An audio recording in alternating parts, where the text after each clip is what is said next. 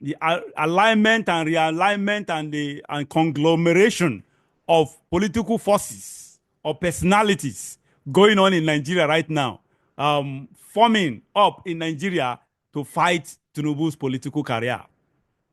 The latest was the Rufai, the campaign to SDP. That's no news to me. Peter Obi meeting with Governor of Bauchi State, Bala Mohammed, meeting with all political bigwigs, atiku, bringing everybody, making going on consultation. All the political players are just conglomerating to actually fight Tinubu in 2027. And all of them. This whole thing is laughable. It is laughable, especially people coming to talk about Rufai. Rufai said it earlier. Rufai is an epitome of hypocrisy. He personifies betrayal. Rufai has betrayed everyone that helped him up through the ladder of success, up to where he is today. Everyone, he has betrayed everyone. Betrayed everyone, not just betrayed them, insulted them, called them names. Rufai is just like Wike. Wike is just like the Wike of the North. Both of them, they have my God, what a comparison. Both of them have good comparison. They have things in common. Both of them are short. Both of them are arrogant. Both of them are abusive. Both of them are corrupt. Both of them are hypocrites and betrayers. Both of them betrayed everyone that helped them through the ladder of success up to where they are today. And the same thing will apply to Rufai. I said it about Wike too. He will never get to that highest pinnacle, because you cannot eat your cake and have it in life.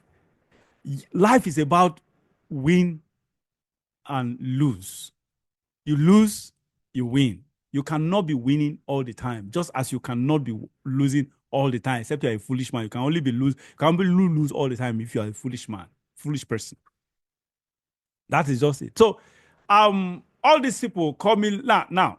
The reality is this: as much as I hate Bola Tinubu, I hate him. I hate his personality. I hate his leadership. However, he is better than Rufai. Sorry, not Rufai. Rufai, Nasir Rufai, former governor of Kaduna State. He's far, far better. Now, both of them have the same tendencies, but one is evil personified. The other one is just a criminal. Rufai is evil, is a devil incarnate. That's what Rufai is. Tinubu is just a criminal with a criminal background, but he has. I would say, okay, there are people who are criminals, but they have some kind of level of good heart. They treat people well. They think about they help people. They derive pleasure in lifting people up or whatever. The only thing is that is just power drunk. But Rufai is evil and devil incarnate, because Rufai is someone, when you call someone evil, is someone who is barbaric, someone who don't care about killing and maiming people. That's exactly what he did as governor. Killed Christians. Supported terrorism that actually targeted Christians and the Christian area locations. Rufai, Nasir Rufai, he hates Christians and Christianity. He has never hidden that in any form or shape. He has always been vocal about it, always been public about it. So it's not obscure. His opinion of Christianity and Christians is not in obscurity. It's not vague. It is clear. Very clear. It's not unambiguous. It is unambiguous. Rather, it is not ambiguous. So it is not for those of you who will come and say, how do you, that is just follow, just Google, go through his antecedents and public utterances on Christianity and Christians. He has even insulted Jesus Christ in the past, once or twice. So that man is just an evil person. So that is why I would rather, instead, as much as I hate Tinubu, I would rather vote for Tinubu instead of anything that has to do with El-Rufai. Whether it's teaming with someone, either it's a president or vice presidential candidate, I don't care. As long as Nasir El-Rufai's name is on the ballot, I would rather vote for Tinubu. As much as I hate Tinubu, I would rather, if that is the only option, I would rather vote for Tinubu than El-Rufai. And apart from that, he won't even get to that because El-Rufai he won't get to that. Even though, yes, God works in mysterious ways. I remember when he was contesting for governorship, I actually predicted that, opined and predicted that he will never get to that governor. He will never be the governor of the Cardinal State. Eventually, he became, because God works in different ways that we don't understand. But this time around, no, enough, because he has betrayed even much more people since he became governor.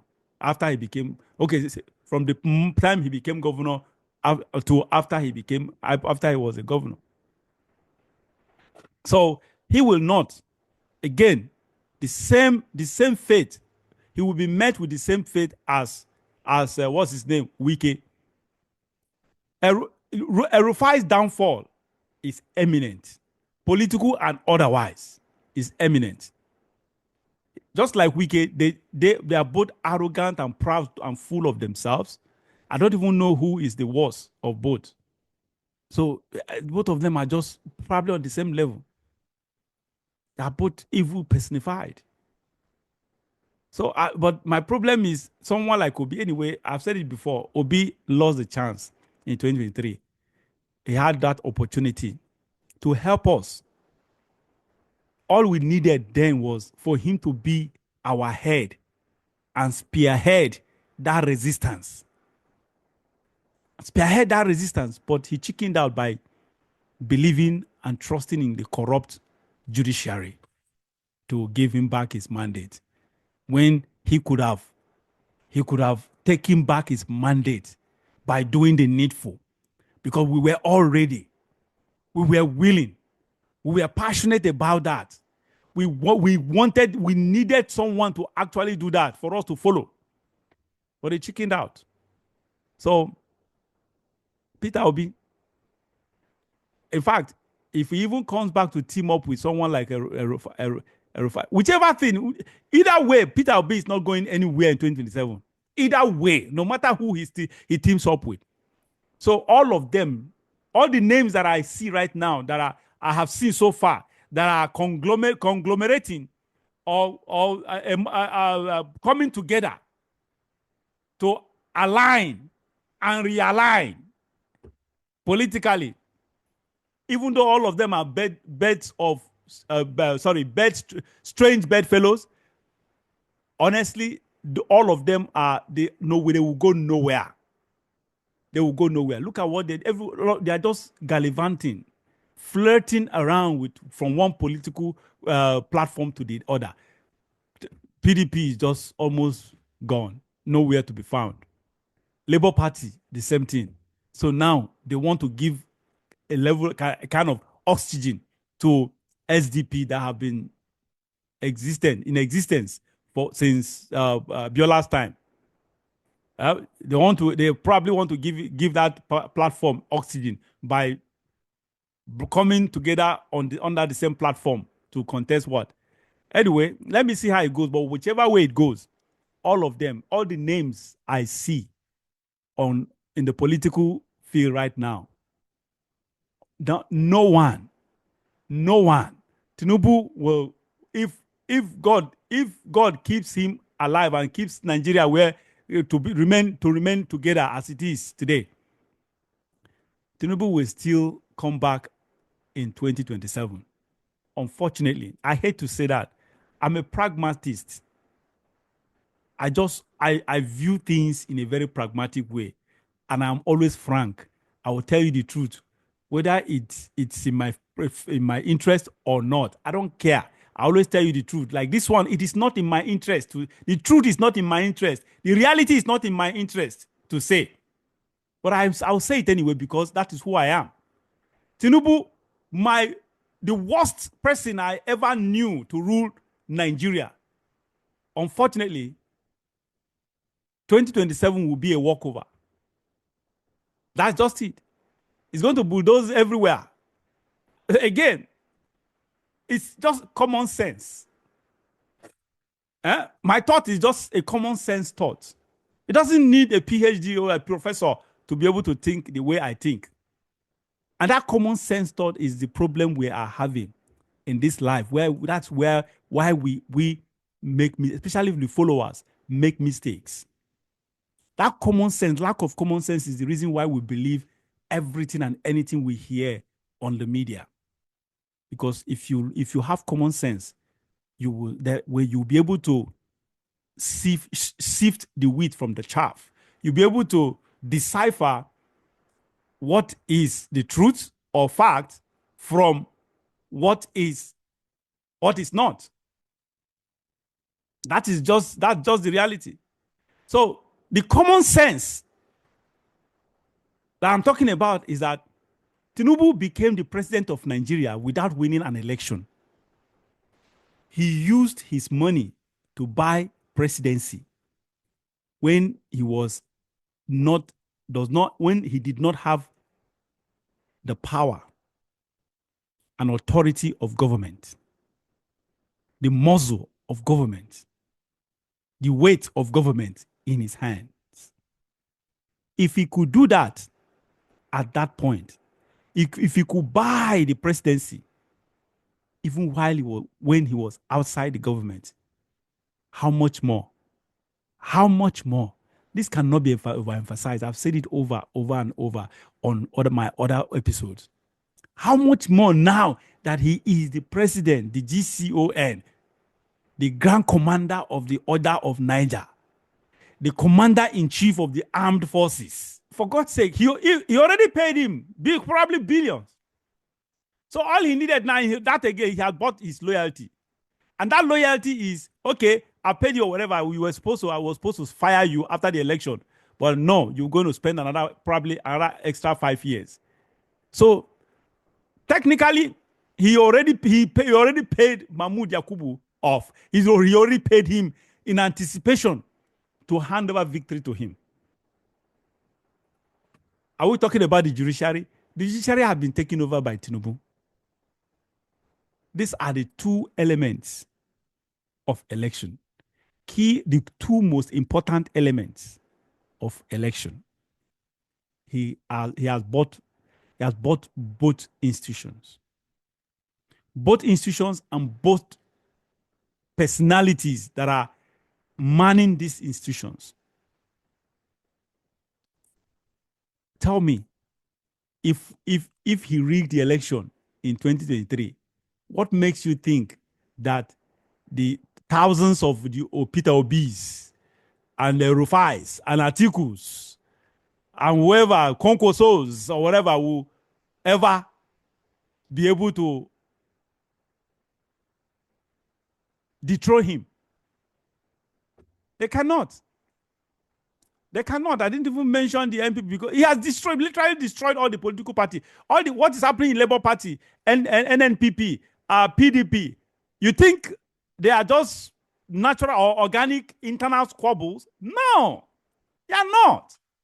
All the whole internal intra-party squabbles in all political parties right now, all the whole known political parties right now, they were all induced, financially induced, paid people, insiders, to be enemies within. That's exactly what is happening. That's exactly what is. That's why they are killing all these political parties, and you will see the fight that will go, the political fight that will really play out prior to 2027 election, probably from later this year to early next year, it will be a political bloodbath. I'm telling you, power play, unfortunately, all will be a waste of time, waste of the energy, waste of resources, because Tinubu is going nowhere as long as God still keeps him alive, except God takes him. If God still keeps him alive, if God says he's still going to remain alive or whatever, I'm telling you, nobody will.